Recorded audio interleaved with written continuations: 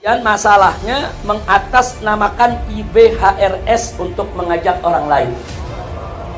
Ini pertanyaan bagus nih, jawab jangan. Jawab jangan. Habib Rizik difitnah lagi dengan memakai nama beliau ke bank. Penipuan terhadap bank dan leasing mobil. Begini tanggapan beliau.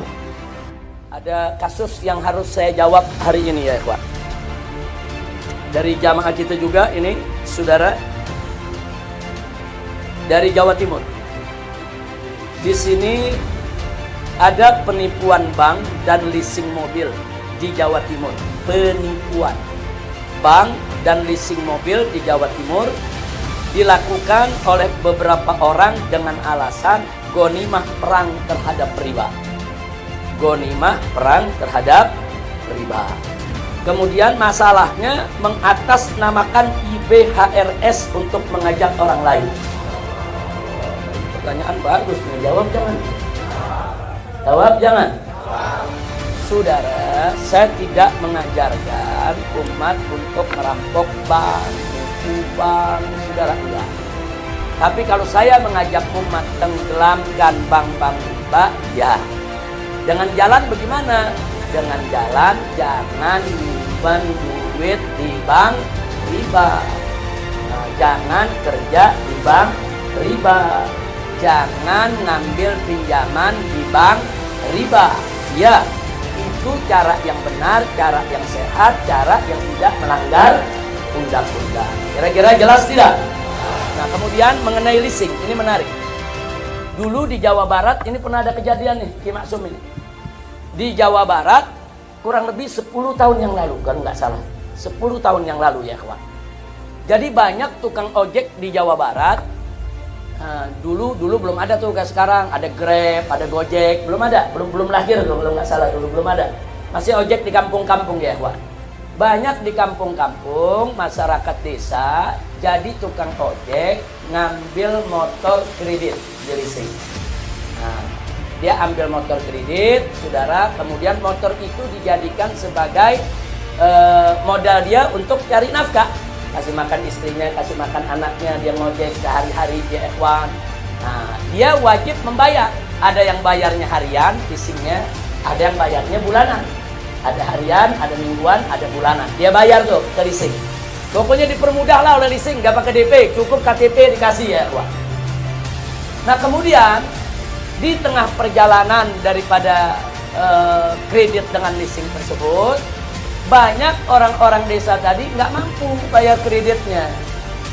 Nah, nggak mampu karena belum tentu tiap hari dia dapat dapat tumpangan, saudara. Nah, kadang-kadang dia nggak mampu, sebulan nggak bisa bayar, 2 bulan nggak bisa bayar, tahu-tahu digerebek. Nah, digerebek sama apa? Debt collector, karena itu debt collector tuh. Nah, debt collector turun, rampas dia punya motornya. Kadang-kadang orangnya dipukul, kadang-kadang diserbu rumahnya, didobrak pintunya, dikeluarin itu motornya, diambil. Saudara, nah akhirnya ini dulu kejadiannya daerah Tasik dan Garut nih, dan pinggiran Ciamis. Nah, saudara, akhirnya tukang-tukang ojek ini, saudara, merasa terancam, merasa teraniaya, terzolimi, lapor ke Laskar FPI. Nah, Laskar FPI turun di Tasik, di Garut, membela rakyat. Nah, maksudnya membela di sini, jangan begitu dong cara naginya. Ini kan orang miskin. Nah, akhirnya apa? Begitu mereka dibela, ya ikhwan. Nah, akhirnya debt collector nggak berani ngambil. Nah, akhirnya tempat leasing pun juga nggak berani nagih. Karena semua masyarakat dijaga Laskar FPI. Pokoknya siapa yang coba-coba turun, ganggu masyarakat, ganggu tukang ojek, ya ikhwan, berhadapan dengan kita. Nah, dari situ kemudian muncul isunya apa? FPI melarang masyarakat melunaskan kredit. Nah, dibalik nih isunya, saudara. FPI mengatakan kepada masyarakat kredit itu haram, gak usah diterusin bayarannya, ambil aja pampasan perang.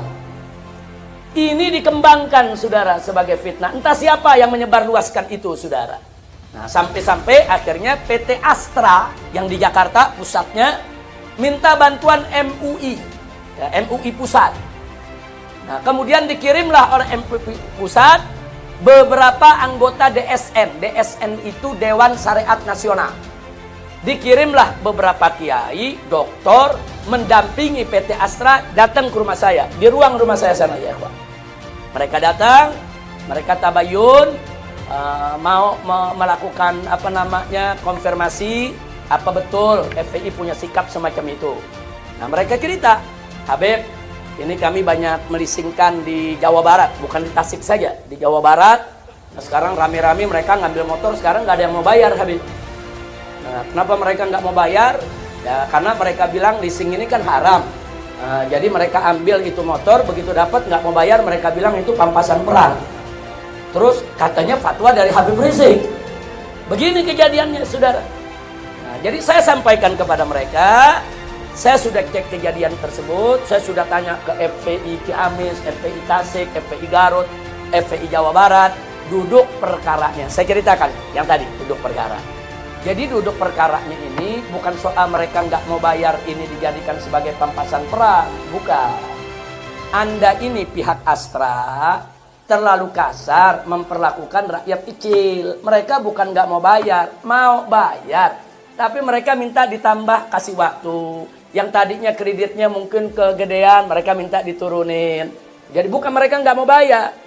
Adapun FPI turun tangan bukan melindungi mereka supaya tidak bayar, bukan, melindungi mereka dari debt collector yang Anda kirim.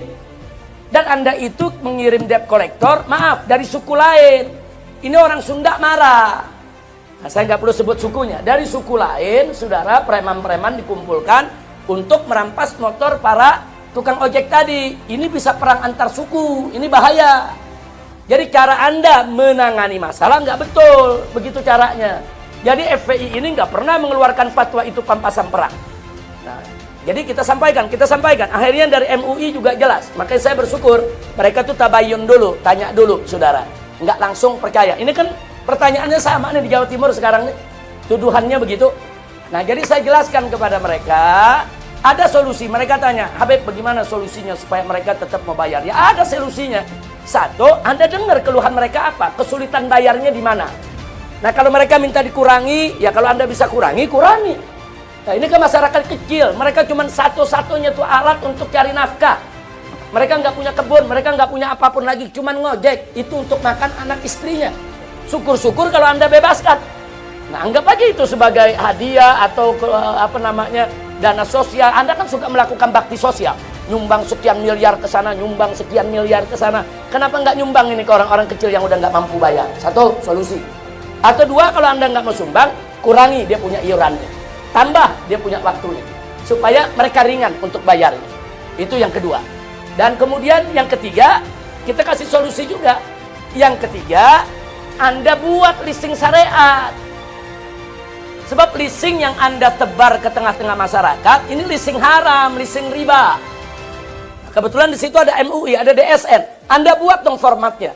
Bagaimana membuat leasing syariat? Tawarkan itu kepada perusahaan-perusahaan leasing supaya ada leasing syariat yang disebar ke masyarakat, yang halal, yang thayyib.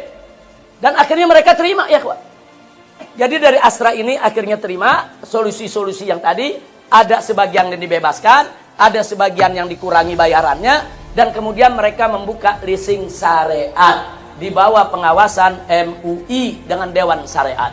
Nah, jadi artinya kalau kita melihat kejadian begitu di tengah masyarakat, jangan langsung nyalain masyarakat, jangan langsung nuduh kiai, ini fatwa kiai, ini fatwa Habib, ini fatwa ulama. Jangan langsung nuduh umat Islam ini radikal. Enggak, ulama, habaib, kiai enggak pernah ada yang menyarankan kepada umat, ngajarkan umat, hancurkan itu bank riba, hancurkan itu lembaga-lembaga leasing riba dengan cara menipu mereka, dengan cara merampok mereka. Enggak, kita selalu membangun persaingan yang sehat.